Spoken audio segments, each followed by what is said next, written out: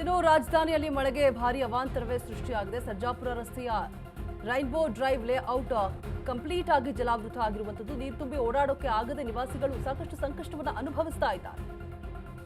ಓಡಾಡೋಕ್ಕೂ ಕೂಡ ಆಗ್ತಾ ಇಲ್ಲ, ಪ್ರವಾಸಿಗರಿಗೂ ಕೂಡ ಸಾಕಷ್ಟು ಪ್ರಾಬ್ಲಮ್ಸ್ ಆಗ್ತಾ ಇದೆ. ಮಳೆ ಬಂದಾಗ ಇದೇನು ಹೊಸತಲ್ಲ ಬೆಂಗಳೂರಲ್ಲಿ ಈ ರೀತಿಯಾದಂತಹ ಅವಾಂತರಗಳು ಸೃಷ್ಟಿಯಾಗೋದು. ಆದರೂ ಕೂಡ ಯಾವುದೇ ರೀತಿಯಾದಂತಹ ಕಠಿಣ ಕ್ರಮಗಳನ್ನ ತೆಗೆದುಕೊಳ್ತಾ ಇಲ್ಲ.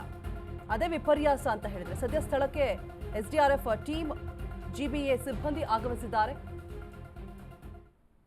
ಸೊ ನೋಡ್ತಾ ಇರ್ಬೋದು ದೃಶ್ಯಾವಳಿಗಳಲ್ಲಿ ಯಾವ ರೀತಿಯಾಗಿ ರೋಡ್ಗಳೆಲ್ಲ ಜಲಾವೃತ ಆಗಿದೆ ಅಂತ ಹೇಳ್ಬಿಟ್ಟು. ನದಿನೋ ಕೆರೆನೋ ರೋಡೋ ಅನ್ನೋದು ಒಂದೂ ಕೂಡ ಗೊತ್ತಾಗ್ತಾ ಇಲ್ಲ. ರೈನ್ಬೋ ಡ್ರೈವ್ ಲೇಔಟ್ ದೃಶ್ಯಾವಳಿಗಳಲ್ಲಿ ಗಮನಿಸ್ತಾ ಇರುವಂತಹ ಏರಿಯಾ ಕಂಪ್ಲೀಟ್ ಆಗಿ ಜಲಾವೃತ ಆಗಿದೆ.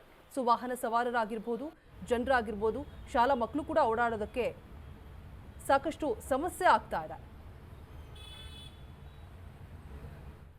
ಈ ಬಗ್ಗೆ ಹೆಚ್ಚಿನ ಡೀಟೇಲ್ಸ್ ಅನ್ನ ಕೊಡೋದಕ್ಕೆ ನಮ್ಮ ಪ್ರತಿನಿಧಿ ಮಹೇಶ್ ದೂರವಾಣಿ ಸಂಪರ್ಕದಲ್ಲಿ ಜಾಯಿನ್ ಆಗ್ತಾ ಇದ್ದಾರೆ. Mahesh, rainbow drive layout complete ಆಗಿ ಜಲಾವೃತ ಆಗಿದೆ.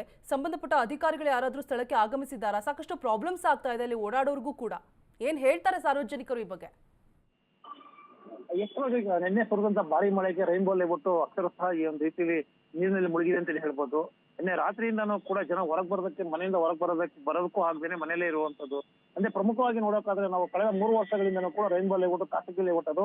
ಆ ಖಾಸಗಿ ಲೇಔಟ್ ಮಾಡೋ ಟೈಮಲ್ಲಿ ಹಿಂದ್ಗಡೆ ಒಂದು ಕೆರೆ ಬರುತ್ತೆ. ಆ ಕೆರೆಗೆ ಗೋಡೆ ಕಟ್ಟಿ ಒಂದು ರೀತಿಯಲ್ಲಿ ಈ ರೀತಿ ಅನಧಿಕೃತವಾಗಿ ನಿರ್ಮಾಣ ಮಾಡಿರುವಂತಹ ರೈನ್ಬೋ ಲೇಔಟ್. ಈ ಹಿನ್ನೆಲೆಯಲ್ಲಿ ಕಳೆದ 3 ವರ್ಷದಿಂದ ಕೂಡ ಬಿಬಿಎಂಪಿ ಅಧಿಕಾರಿಗಳು, ಈಗ ಜಿಬಿ ಅಧಿಕಾರಿಗಳು ಕೂಡ ಅವ್ರಿಗೆ ಹೇಳ್ಕೊಂಡೇ ಬಂದಿರುವಂತದ್ದು. ಅಂದ್ರೆ ನಿಮ್ಮ ಲೇಔಟ್ ತಗ್ಗು ಪ್ರದೇಶದಲ್ಲಿ ಇದೆ, ನೀವು ಒಂದು ಬೇರೆ ರೀತಿ ಒಂದು ಡ್ರೈನೇಜ್ ಓಪನ್ ಮಾಡ್ಕೋಬೇಕು ಅಂತ ಕೂಡ ಹೇಳಿದ್ರು ಕೂಡ ಇದುವರೆಗೂ ಡ್ರೈನೇಜ್ ಮಾಡಲಿಲ್ಲ.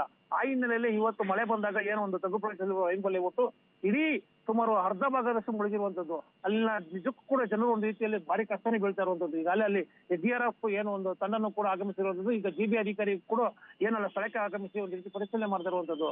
ಅಂದ್ರೆ ಈಗ 3-4 ಬಾರಿ ನೋಟಿಸ್ ಕೊಟ್ಟರು ಕೂಡ ಅವರು ಕ್ಯಾರೆ ಅಂತಿಲ್ಲ. ಅಂದ್ರೆ ಒಂದು ರೀತಿಯಲ್ಲಿ ಎಲ್ಲರೂ ಕೂಡ ಹೊರ ರಾಜ್ಯದವರು ಇರುವಂತದ್ದು, ಅತಿ ಹೆಚ್ಚು ಹೊರ ರಾಜ್ಯ ಇರುವಂತವರು ಹಾಗೂ ಅಲ್ಲಿರುವಂತವ್ರು ಕೂಡ ಒಂದು ರೀತಿಯಲ್ಲಿ ದೊಡ್ಡ ಮಟ್ಟದಲ್ಲಿ ಒಂದು ರೀತಿ ಗಣ್ಯ ವ್ಯಕ್ತಿಗಳಂತಾನೆ ಹೇಳ್ಬೋದು. ಅವರೆಲ್ಲರೂ ಕೂಡ ಸರ್ಕಾರಕ್ಕೆ ಒಂದು ರೀತಿಯಲ್ಲಿ ಇಕ್ಕಟ್ಟಿಗೆ ಸಿಲುಕುವ ರೀತಿಯಲ್ಲಿ ಈ ರೀತಿ ನಡ್ಕೋತಾ ಇದ್ದಾರೆ ಅಂತ ಕೂಡ ಅಲ್ಲಿನ ಅಕ್ಕಪಕ್ಕದ ಸ್ಥಳೀಯರು ಕೂಡ ಒಂದು ರೀತಿ ಆರೋಪ ಮಾಡ್ತಿರುವಂತದ್ದು. ಯಾಕಂದ್ರೆ ಕಳೆದ 3 ವರ್ಷಗಳಿಂದ ಕೂಡ ನೋಟಿಸ್ ಕೊಟ್ಟರು ಕ್ಯಾರೆ ಅಂತಿಲ್ಲ. ಇವರು ಒಂದು ರೀತಿಯಲ್ಲಿ ಗಣ್ಯ ವ್ಯಕ್ತಿಗಳಾದ್ರಿಂದ ಸರ್ಕಾರಕ್ಕೆ ಒಂದು ರೀತಿಯಲ್ಲಿ ಎಷ್ಟು ತರ್ಸಕ್ಕೆ ಈ ರೀತಿ ಮಾಡ್ತಾ ಇದ್ದಾರೆ ಅಂತ ಆರೋಪ ಕೇಳಿ ಬರ್ತಾ ಇರುವಂತದ್ದು. ಥ್ಯಾಂಕ್ ಯು ಮಹೇಶ್ ತಮ್ಮೆಲ್ಲ ಡೀಟೇಲ್ಸ್ಗಾಗಿ.